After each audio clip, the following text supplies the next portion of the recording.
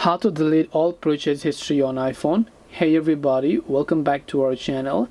In today's video I will guide you on how you can delete all purchase history on iPhone, so make sure to watch the video till the end. In order to delete all of your purchase history on iPhone, all you have to do is go ahead and open up your App Store.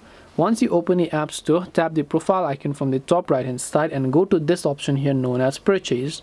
And once you go to this option known as Purchase, you'll find all of your purchases, and even the ones that are not on your iPhone, you'll find them here. And if you would like to delete them, just swipe all the way to the left and you'll find the hide option.